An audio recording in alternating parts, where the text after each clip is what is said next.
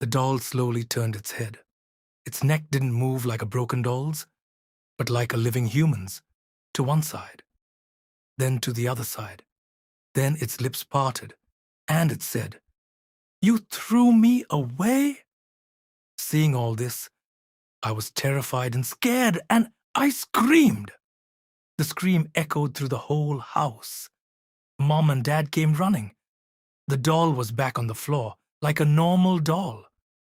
Dad picked her up and took her away to burn. He placed her in the courtyard and set her on fire. The doll began to burn. But from her, no white, milk-like smoke came out. Black, thick smoke came out. And in that smoke, there was a face, a little girl's face, crying.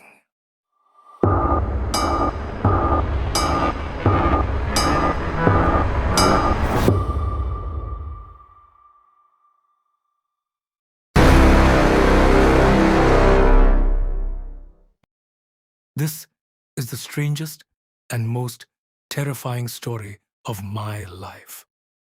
My little sister loved dolls. Whenever she went to the market with Mom and saw a doll, she would start pleading, saying, "I want a doll, I want a doll." I always supported my little sister because I liked dolls too, but Mom would never buy her one. One day, my little sister and I saw a doll on TV. She was very beautiful. Her hair was golden, her eyes were blue, and she wore a white fox fur style dress. The most beautiful thing was that her eyes could open and close. My little sister told Dad, "I want this doll for my birthday." Dad laughed and said, "What will you do with that doll? You are a little doll yourself." My little sister started her stubbornness. One day, 2 days a week, she stopped eating and drinking. Mom got very worried. Finally, Dad said, "Fine, we'll get you the doll." My little sister and I jumped with joy. I still remember that day. Dad came home at night, carrying a large box. My sister and I ran to Dad and took the box from him. Then, all of us celebrated my sister's birthday together. When we opened the box, there it was, exactly the same doll we had seen on TV. We were both overjoyed and thanked our father. Then, we both went to our room with the doll. We opened the cupboard door, the inside of the cupboard. I had dedicated it to dolls. There were already 10 or 12 dolls placed there, but this new doll was the most beautiful of all. I placed her at the very front on the middle shelf. That night, my sister was very happy, and so was I. I thought, this is my favorite doll. But I didn't know this very doll would become the fear of my life. 3 days had passed since the doll arrived. Every day I would look at her, brush her hair, clean her dress. But on the fourth day, something strange happened. I was sitting in my room, doing homework. Books were scattered on the table. I wrote something, then lifted my head to think, and my eyes fell on the cupboard. The cupboard door was slightly open. I got up to close it, but then my eyes landed on the doll. That doll was looking at me. The doll's eyes were fixed directly on mine. Her head was tilted a little. The doll's neck was turned toward me. I thought maybe I had turned her head that way while placing her. I got up and went to the cupboard. I looked at her carefully. Her face looked exactly the same as before. But there was a gleam in her eyes, a gleam that wasn't there before. I picked her up.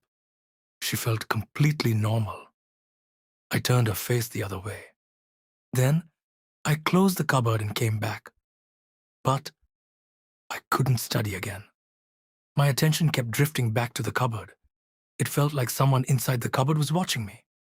I ignored it until evening. But when night came, fear surrounded me. My sister and I slept in one room. My parents slept in the other room. I turned off the light. The room drowned in darkness, but even in the dark, I could see the cupboard. I pulled the blanket over myself, closed my eyes, but then a sound came, very soft, like someone dragging a fingernail across paper. Then silence. Then the same sound again. My eyes opened. There was no one in the room.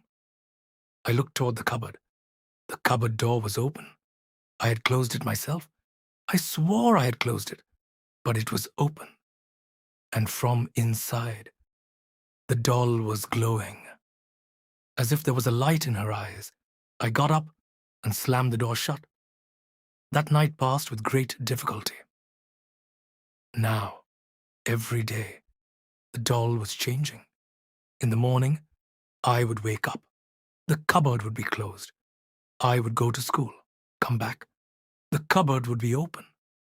And the doll was always moved from her place. Sometimes she would be on the edge of the shelf, sometimes fallen down, sometimes her face toward the wall, sometimes directly facing the door. I told my mom, "This doll is strange." Mom just laughed. She said, "It's your imagination, son." But I knew this was not imagination. One day, I saw the doll was holding one of my toys in her hand. That toy had been kept on another shelf of the cupboard. To reach it, someone would have had to get up, stand, and take it. But no one had come. I said to the doll in a firm voice, I stopped touching the doll. "Who are you?" I even became Why are you afraid doing to all look this? at her. The doll Whenever my remained eyes silent, fell on the doll, but her I felt lips like she was smiling, were slightly and looking back at raised. me. A smile like I had never was seen starting on to any fear doll. The dark. When I lay down in bed at night, I would sleep with the light on. But still, I felt like someone was standing at my bedside. Slowly, the doll started making sounds. The first time, I woke up suddenly in the night. It was around 2 in the morning. I heard a child's laughter, very sweet but very hollow, as if that laughter was coming from a grave. I put my hands over my ears. The laughter stopped. I removed my hands, and it started again. I turned my face toward the wall. Then the laughter turned into crying.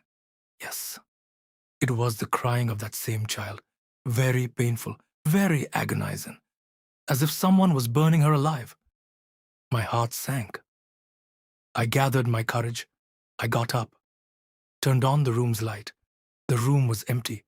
The cupboard was closed. When I opened the cupboard, all the dolls were in their places. Only that special doll. She was not there. I searched the entire cupboard, but the doll was not found. I searched everywhere in the room. She was nowhere. Terrified, I went and slept in my mom's room. In the morning, when I came into my room, that doll was lying on my bed, right next to my pillow, facing me, and her eyes were open. After that day, I stopped sleeping in my room. When I started sleeping in another room, she began appearing there too.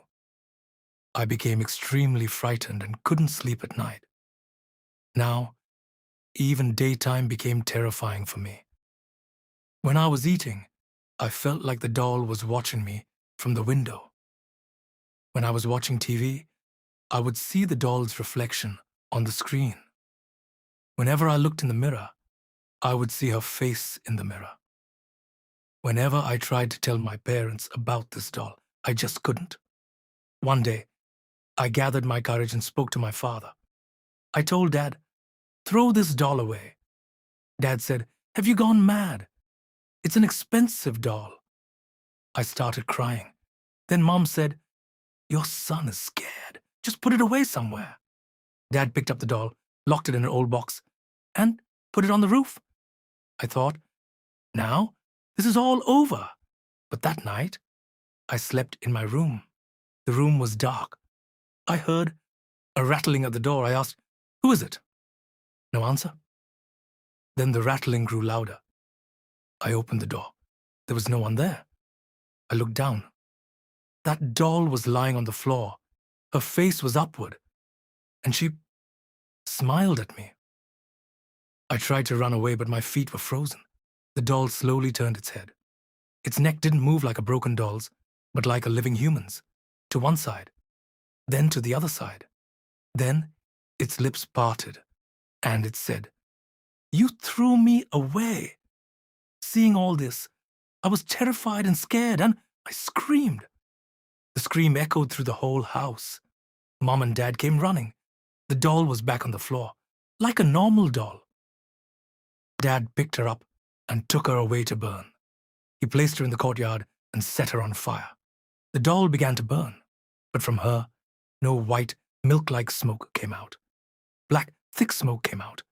And in that smoke, there was a face, a little girl's face, crying. The fire died out. From the ashes, that doll emerged exactly as before, with burned clothes, but her face unchanged. She smiled. My parents were now worried and frightened too. Then my father decided that we would no longer live in that house.